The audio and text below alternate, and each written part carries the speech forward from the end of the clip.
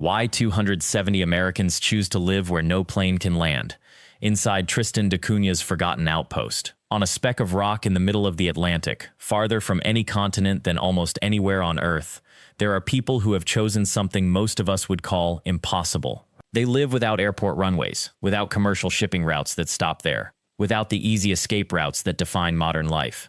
And every year, dozens more Americans move there.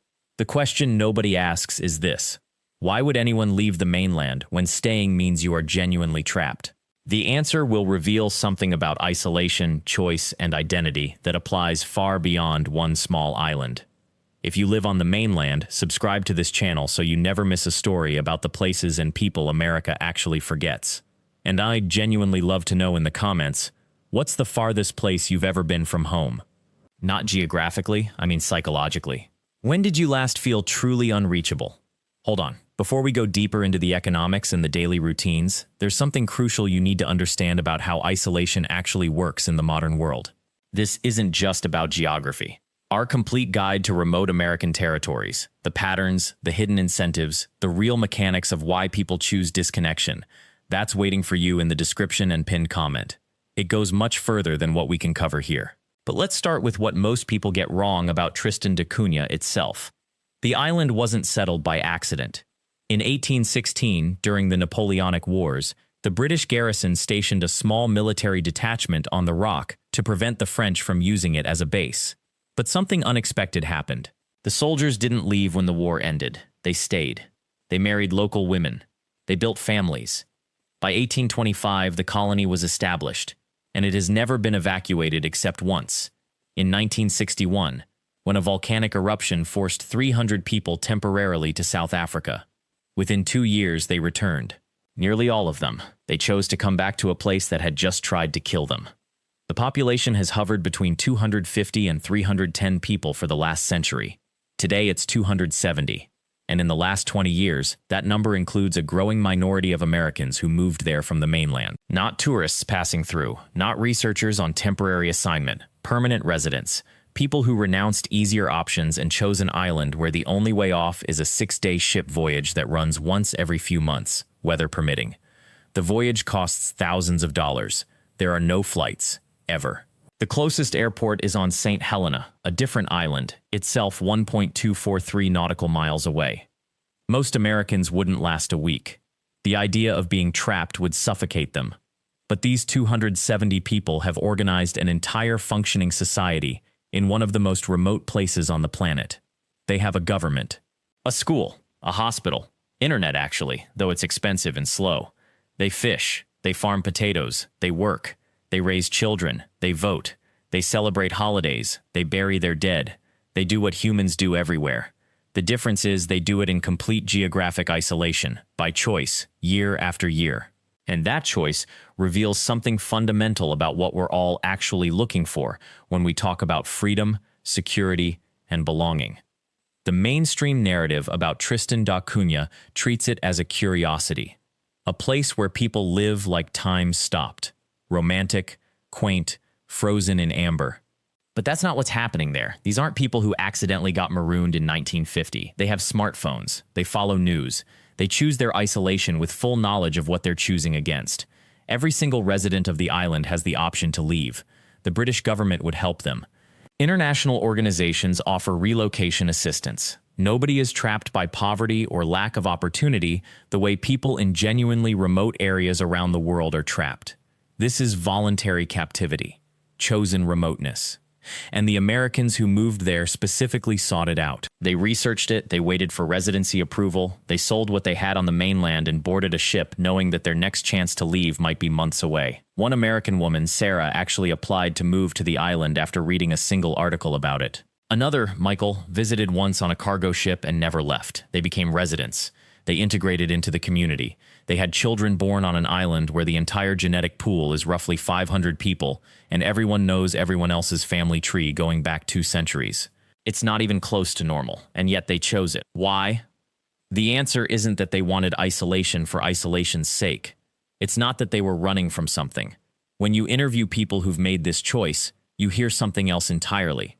You hear people talking about authenticity, about community where your contributions matter, about a place where artificial status and hierarchy simply cannot exist because there are only 270 people and everyone knows everyone, and survival depends on cooperation. You hear people saying that modern American life, with its infinite connectivity, infinite options, infinite escape hatches, actually created a kind of anxiety they didn't know how to name until they stepped off a ship onto an island where escape hatches don't exist. Human connection in a place where you cannot outrun your neighbors, where your reputation isn't curated through filters and algorithms, where you matter because you're needed, not because you're liked. That was the real pull, not the geography, not the remoteness itself. The remoteness was the structure that made everything else possible. And yet, the moment you arrive at that understanding, a harder question surfaces. Why hasn't Tristan da Cunha grown? Why, after nearly 2 centuries of continuous settlement, does it still have fewer residents than a small American town? The answer reveals something about what remoteness actually costs. Population hasn't expanded because escape, genuine escape, is permanent. When young people leave, most don't come back. They go to South Africa, or to England, or to the mainland United States. They experience a different kind of life, one with job options and anonymity and the ability to simply vanish into a crowd. Coming home means returning to a place where your mistakes are permanent knowledge, where your family's history is everyone's history, where leaving again is expensive and uncertain. The island keeps a core population stable at around 270 souls, but the turnover is real. People age. People die. New births don't always replace them. For Americans watching from the mainland, this is the crucial detail that separates Tristan da Cunha from the fantasy. The island isn't a permanent escape hatch. It's a place people choose, and it's a place people leave. The people who stay, those 270, do so deliberately, year after year. They know what they're giving up. They've seen the alternative, and they choose the cliffs over the sprawl anyway. Before we continue, hold this idea tightly. The entire architecture of modern American life is built on the assumption that you can always leave. Geographic mobility is so fundamental to how we think about freedom that we barely notice it. But on Tristan da Cunha, you cannot. And if you want to understand why 270 people stay in a place where a single supply ship arrives every few months, you have to sit with what that absence of escape actually means psychologically. That's where the real story lives. Our complete guide to remote island economics, community resilience, and what geographic isolation reveals about human need is available in the description and pinned right here. In the guide, we break down the mechanisms of why isolated communities develop such specific social structures and what mainlanders can actually learn from studying them. It's a paid resource, but it goes far deeper than what a video can do. Worth your time if this genuinely interests you. The education system offers one practical window into how isolation shapes daily life. Tristan da Cunha has a small school serving all ages. Children learn together in a one-room schoolhouse environment. Teachers rotate from the mainland, typically staying for a contract period. There's no ability to select between competing schools or private options. Everyone goes to the same place. Everyone learns the same curriculum, taught by whoever arrives on the ship. This sounds limiting. In many contexts, it would be. But the absence of choice also creates something unexpected, an absence of educational anxiety. No rankings, no competition for spots, no parents jockeying for advantage. School is simply where children go to learn, and learning happens in a group where everyone is essential. When you graduate, you've learned not just academics but practical skills the island requires. Many young people study away, sent to South Africa or Britain for secondary education, but they return with knowledge they can actually apply to island life. Work on Tristan follows a similarly circular logic. There is no job market in the traditional sense. There are jobs that need doing. The island depends on fishing, agriculture, and a small tourism operation. During the season when ships arrive, people manage cargo. Other times they fish or farm. Some work in administration or education. A few maintain the infrastructure. There's no unemployment in the abstract sense because there are always things that must be done to keep the settlement functioning. There's also no underemployment, no degree overqualification frustration, no career ladder with predetermined steps. Work is work. It matters immediately. For American workers accustomed to job searches, salary negotiations, performance reviews tied to abstract metrics, and the constant pressure to optimize their career trajectory, This is almost incomprehensible. On Tristan, your economic value isn't theoretical. It isn't mediated through a resume or a LinkedIn profile. You contribute. Everyone sees it.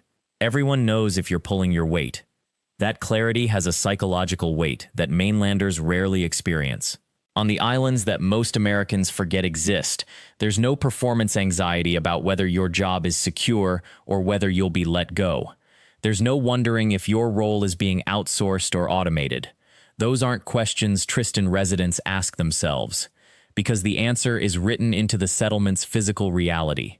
If you stop working, the work still has to get done. Someone else will do it.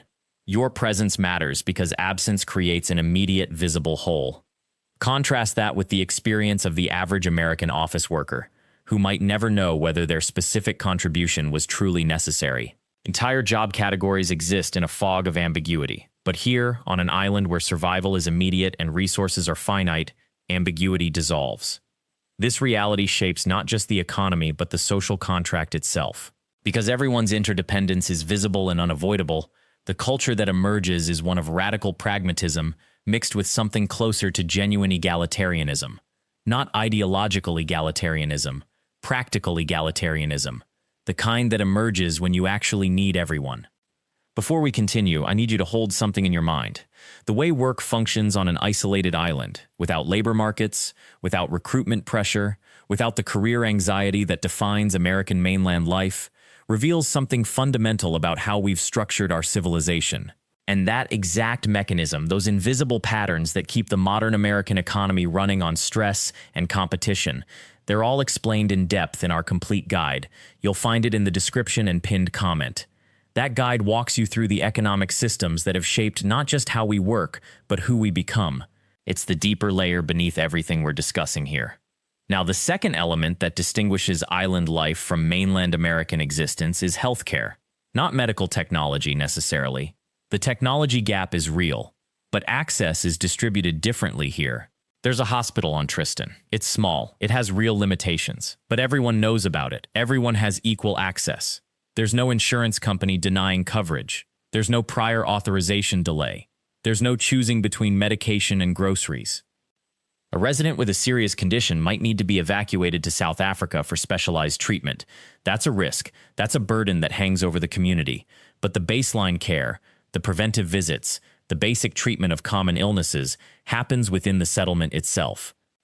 For an American accustomed to healthcare tied to employment, to insurance companies, to pharmacy networks, to the constant negotiation between what's prescribed and what's affordable, this represents a different relationship with your own body and mortality. Your health is a community resource, not a product you're purchasing or losing based on job status. That distinction matters more than it might initially seem. Because in the American system, health anxiety and economic anxiety become fused. Your job isn't just about money. It's about whether you can afford to get sick. It's about whether a serious illness will bankrupt you. For most Americans, that anxiety is ambient, constant, and rarely articulated directly. We've internalized it so thoroughly that we barely notice it's there. On Tristan, that particular anxiety doesn't exist. Your fear about getting sick isn't entangled with your fear about economic survival. They're separate problems, and somehow separating them changes the psychological landscape of daily life in ways that are difficult to quantify but impossible to miss once you're aware of them. The third factor is education. Every child on the island attends the same school. There's no private school option. There's no way to purchase educational advantage for your children. There's no competitive standardized testing regime determining college readiness and thus lifetime opportunity. The school exists to educate the island's children. That's the mandate. That's it. Which means parents aren't consumed with the anxious comparison game that defines American parenting in the mainland. They're not researching school rankings. They're not paying for tutors. They're not strategizing about how to position their child for college entrance. Their child will be educated alongside every other island child to the extent the island's resources allow. That's not a failure of the system, it's the entire point of it. This is the revelation I promised you at the beginning. The 270 Americans who live where no plane can land aren't there because they're running from something. They're there because they've already found it. They've found a version of American life that most of us abandoned decades ago without even noticing it was gone. A version where community isn't optional, where your neighbor's survival matters because it literally does. where your child's education isn't a competition, but a public good. Tristan da Cunha isn't a museum. It's not preserved in amber for tourists to admire. The people there use electricity. They have the internet. They drive vehicles. But they've chosen to keep certain constraints in place. No planes, no tourists, no outside capital flooding in to develop the island. And that choice, that deliberate resistance to convenience, forces something back into their lives that mainland Americans had to invent therapy to remember. Necessity, interdependence, actual stakes. When the school teaches the children about the island's fishing economy, that's not an abstraction. Those children will likely work in that economy. When the church holds services, everyone comes because there's no other community institution competing for your Sunday morning. When someone falls ill, the entire island mobilizes because there is no hospital 15 minutes away. These aren't quaint traditions. They are the structural reality of survival on a rock in the middle of the Atlantic. The loneliness is real. The isolation is genuine. The limited opportunities for your children are not a metaphor, but so is the absence of certain modern American anxieties. No one on Tristan da Cunha is wondering if their life is sufficiently optimized. No one is doom-scrolling at 2 in the morning, comparing their career trajectory to a stranger's carefully edited Instagram feed. No one is medicating their way through the ambient sense that they're doing everything wrong. The island doesn't permit that particular species of despair because the island doesn't reward it. What the 270 choose, ultimately, is clarity. Clarity about what matters. Clarity about who they are in relation to the place and people around them. Clarity about whether they're living or just consuming experiences. That clarity doesn't come from the island being special or mystical. It comes from the island saying no. No planes, no shortcuts, no way to opt out of community. And for some Americans, that no is the most yes they've ever heard. You're probably not going to move to Tristan da Cunha. Most people can't. Most people wouldn't want to. But the existence of those 270 Americans asks a question you can sit with from wherever you are. What constraints have you accepted that you thought were inevitable? What community have you let atrophy because you assumed you could always buy convenience instead? What would change if you said no to just one thing? No to one app, one upgrade, one optimization, and said yes to the people and place you already have? The island doesn't have the answers, but it has the question. And sometimes, that's enough. Thank you for watching this look into how 270 people have chosen to live on one of Earth's most isolated settlements. If these stories of forgotten American territories resonate with you, please subscribe to Forgotten Shores so you never miss an upload. I genuinely love to hear your thoughts in the comments. Share your own experience with choosing isolation or community over convenience. Hit that notification